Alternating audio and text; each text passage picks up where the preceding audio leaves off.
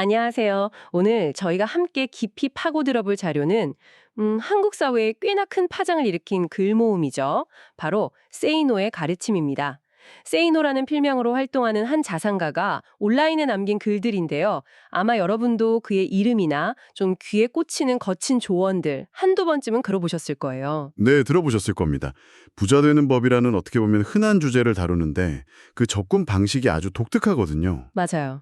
요즘 유행하는 따뜻한 위로나 공감 이런 것과는 완전 정반대의 지점에 서 있죠. 오히려 정신이 번쩍 들게 찬물을 확 끼얹는 그런 스타일이죠. 네, 그렇죠. 그래서 오늘 저희의 목표는 이 자료들 속에서 그냥 자극적인 문장 몇 개, 이걸 넘어서요. 세이누라는 인물은 과연 누구고 그의 철학의 진짜 핵심은 뭘까? 그리고 그 거친 조언들 속에서 여러분이 실제 삶에 적용해 볼 만한 그런 날카로운 통찰은 무엇일지 이걸 함께 건져 올리는 겁니다. 맞습니다. 단순히 요약하는 걸 넘어서 그 행간의 의미까지 한번 제대로 씹어보자는 거죠. 그래서 시작하기 전에 딱 한 가지만 먼저 명확히 하고 넘어가면 좋을 것 같아요. 네네. 저희는 이 자료에 담긴 내용들을 그냥 충실하게 전달하고 또 분석하는 뭐랄까 안내자 같은 역할이잖아요. 그렇죠. 저희의 역할은 여러분이 이 자료를 더 깊고 입체적으로 이해하도록 돕는 것이지 어떤 특정 관점을 지지한다거나 반박하는 게 아니라는 점. 그리고 오늘 나오는 모든 내용은 원저자인 세이노의 생각이라는 점을 먼저 말씀드립니다. 네, 중요하죠. 자, 그럼 본격적으로 이 논쟁적인 인물의 세계로 한번 들어가 볼까요? 그럼 이걸 한번 풀어보죠. 온라인에 떠도는 수많은 성공 신화들처럼 세이노 역시 그냥 돈 많은 익명의 부자. 이 정도로만 알고 있는 분들이 많을 텐데요. 도대체 어떤 사람이길래 그의 말에 이렇게 많은 사람들이 귀를 기울이는 걸까요? 자료를 보면요. 그 역시 처음부터 금수저는 아니었다고 명확하게 선을 긋습니다. 그래요? 네. 학연, 지연, 혈연 같은 그런 배경 없이 오직 자기 힘으로 지금의 자산을 이루었다고 하죠. 근데 여기서부터가 정말 흥미로운 지점이에요. 그의 메시지에 힘이 실리는 이유가 단순히 자수성가했다는 이 사실 때문만은 아니거든요. 그럼 뭔가 더 있군요. 그 과정이 상상을 초월할 정도로 처절했기 때문입니다. 그는 여러 번의 사업 실패는 물론이고요. 무려 3번의 자살 시도까지 했다고 직접 밝힙니다. 와, 3번이나요? 네, 이게 그냥 하는 말이 아니고요. 2009년에 열렸던 오냐스라는 편모임 후기 자료가 있는데 거기에 보면 그의 왼쪽 팔목에 남은 6cm, 4cm 길이의 칼자국 흉터 사진까지 그대로 공개되어 있어요. 와, 그 흉터 사진 이야기는 진짜 충격적이네요. 듣고 나니까 그가 하는 모든 독설과 거친 조언의 무게가 갑자기 완전 다르게 느껴지는데요. 그렇죠. 이건 그냥 높은 곳에서 편안하게 하는 그런 조언이 아니라 말 그대로 지옥의 문턱까지 갔다가 돌아온 사람의 생존 기록이라는 거잖아요. 바로 그겁니다. 그래서 그의 메시지는 단순한 이론이라 훈계가 아니라 극심한 절망 속에서 살아남은 자의 증언으로서의 힘을 갖게 되는 거죠. 그가 직접 쓴 글에 이런 대목이 있어요. 그렇게나 절망적이었던 내가 부자로 살 것이라고는 누구도 생각하지 못한 일이다. 마지막 자살 시도 후에 응급실 천장을 보면서 이 망할 놈의 세상, 기어이 살라는 팔자인가 보다.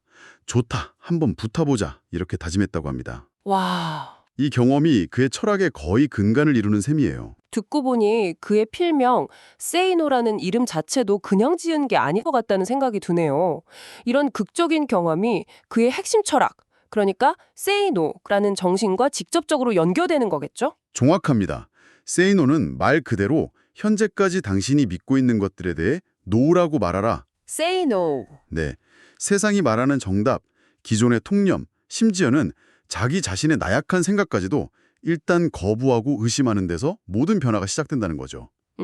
그리고 이 철학을 설명하기 위해서 아주 기가 막힌 비유를 하나 사용하는데요. 바로 자전거입니다. 그 자전거 비유는 정말 유명하죠. 저도 처음 읽었을 때 뒤통수를 한 대 맞은 것 같았어요. 그렇죠. 그가 모형 자전거 수집이 취미라면서 직접 찍은 사진들을 자료에 실어놨는데 여기서 그 유명한 비유가 나오잖아요. 인생은 자전거와 같다. 뒷바퀴를 돌리는 것은 당신의 발이지만 앞바퀴를 돌려 방향을 잡는 것은 당신의 손이며 눈이고 의지이며 정신이다. 네, 이 비유의 핵심을 좀 더 깊이 들여다봐야 해요. 네. 그가 노력 그 자체를 폄하하는 게 아니라는 점이 중요하거든요. 오히려 페달을 밟는 발의 수고, 그러니까 성실함은 인간의 기본값으로 여겨요. 그건 당연한 거다. 네. 그가 지적하는 진짜 문제는 많은 사람들이 그 노력 자체를 너무 신성한 것으로 착각해서 더 중요한 방향을 설정하는 과업을 잊어버린다는 겁니다. 아, 그러니까 나는 이렇게 매일 땀 흘리면서 열심히 페달을 밟는데 왜 내 인생은 앞으로 나아가지 않고 제자리일까? 이 질문에 대한 가장 아픈 대답이 될 수 있겠네요. 바로 그렇죠. 그는 이렇게 묘사를 해요. 대부분의 사람들은 발로는 페달을 정말 미친 듯이 밟고 있다는 거예요. 네네. 그런데 정작 방향을 결정해야 할 손은 주머니에 찔러 놓고 있고 길을 봐야 할 눈은 자기 앞길이 아니라 옆 차선으로 쌩 하고 지나가는 스포츠카를 부러워하며 쳐다볼 뿐이라는 거죠. 하... 결국 방향 없는 노력은 그저 자전거를 제자리에서 넘어지지 않게 버티게 해줄 뿐이지 원하는 목적지로는 절대 데려다주지 못한다는 냉혹한 현실을 지적하는 겁니다. 방향 없는 노력이 허무하다는 건 알겠는데 사실 많은 사람들이 애초에 어떤 방향으로 가야 할지 이걸 모르는 게 가장 큰 문제 아닐까요? 세이너는 그 방향을 찾는 법에 대해서도 혹시 이야기하나요? 아주 좋은 질문입니다. 그는 완벽한 방향을 찾고 출발하라고 말하지 않아요. 오히려 그 반대죠. 아, 반대요? 네, 일단 주머니에서 손을 빼서 핸들을 잡는 그 행위, 그 자체가 방향 설정의 시작이라는 겁니다. 그리고 앞을 보라는 거죠. 옆 차선의 스포츠카가 아니라 내가 가야 할 길을요. 그 길을 보기 위해 필요한 것이 바로 공부고 독서라고 그는 강조합니다. 방향은 어느 날 갑자기 계시처럼 주어지는 게 아니라 치열한 학습과 고민 속에서 스스로 만들어 나가는 것이라는 관점이에요. 결국 행동이 먼저군요. 자, 그럼 그의 조언들이 구체적으로 어떤 내용들인지 좀 더 살펴보죠. 거치지만 현실적인 조언이라는 타이틀이 붙어 있는데 실제로 굉장히 구체적이고 바로 써먹을 수 있는 것들이 많더라고요. 저는 개인적으로 책 읽는 법에 대한 조언이 되게 인상 깊었어요. 네, 맞아요. 많은 사람들이 책을 거의 신성시하잖아요. 깨끗하게 보고 밑줄도 조심스럽게 긋고요. 그렇죠, 그렇죠. 그런데 세이노는 정반대로 말하죠. 책을 깨끗하게 다루지 마라. 중요한 부분은 줄을 치고 읽으면서 생각나는 게 있으면 여백에 마구 낙서도 하라. 아예 막 쓰라고. 네, 이건 지식을 박제해서 전시하라는 게 아니라 문제를 해결하기 위한 도구로 사용하라는 의미입니다. 외우려고 하지 말고 오직 이해하는 데만 신경 쓰라는 조언도 같은 맥락이죠. 그러니까 지식을 소유하는 게 아니라 사용하는 데 초점을 맞추라는 거네요. 변호사를 만나는 법에 대한 조언도 완전히 관점을 뒤집는 이야기였어요. 맞아요. 보통은 실력 있는 변호사를 만나는 게 전부다 이렇게 생각하기 쉬운데 그는 그게 아니라고 딱 잘라 말하잖아요. 맞습니다. 그는 한국의 법정 현실상 영화에서처럼 변호사가 갑자기 일어나서 열변을 토하는 일은 거의 없다고 못을 박아요. 하하, 그렇죠. 모든 승부는 재판 전에 제출하는 서면으로 결정된다는 거죠. 그리고 그 서면의 기초가 되는 사실관계를 가장 잘하는 사람은 변호사가 아니라 바로 당신 자신이라는 겁니다. 아, 따라서 사건의 자초지종을 논리가 없어도 좋으니까 시간 순서대로 하나도 빠짐없이 직접 글로 써서 변호사에게 줘야 한다고 강조해요. 여기서 일관된 패턴이 보이네요. 바로 스스로 생각하고 행동하라. 내 문제의 주인은 너 자신이다. 이런 메시지 같아요. 네, 맞아요.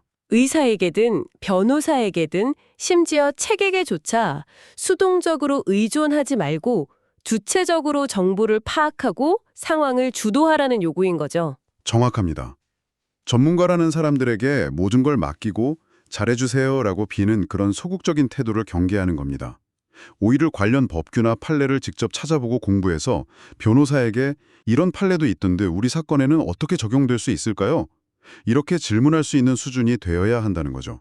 와. 이게 바로 핸들을 직접 잡고 운전하는 태도인 셈입니다. 자, 그럼 이 모든 것은 무엇을 의미할까요? 이런 구체적인 조언들을 관통하는 그의 핵심 사상, 즉 부자들이 가진 정신 상태는 대체 무엇일까요? 자료를 보면 그가 독자들의 좀 나약한 질문에 미친 새끼, 개꿈 꾸지 말고 막일이나 찾아 해라. 이런 요즘 시대라면 소송감일 수도 있는 극단적인 답변을 서슴지 않는 걸 볼 수 있거든요. 바로 그 지점이 그의 철학의 가장 날카로운 부분과 연결됩니다. 그는 분노라는 감정을 아주 중요하게 생각해요. 분노요? 네. 푸시킨의 시를 인용하면서 삶이 그대를 속일지라도 슬퍼하거나 노하지 말라는 구절을 정면으로 반박합니다. 그는 이렇게 말해요. 아니, 삶이 그대를 속이면 분노하라. 분노하라. 보통은 분노가 상황을 악화시키는 부정적인 감정이라고 배우는데 그걸 동력으로 삼으라는 거군요. 네. 근데 그 분노라는 감정이 좀 위험하게 들릴 수도 있을 것 같아요. 자칫하면 세상을 향한 비난이나 파괴적인 방향으로 흐를 수도 있지 않나요? 아주 중요한 지적입니다. 그래서 세이노가 말하는 분노는 남 탓을 하는 무기력한 분노가 아니에요. 상황을 바꾸려는 건설적인 분노에 가깝습니다. 아, 이건 심리학에서 말하는 내적 통제 소재라는 개념과도 연결이 돼요. 즉, 세상 때문에, 부모 때문에 내가 이 모양이야 라며 남을 원망하는 게 아니고요.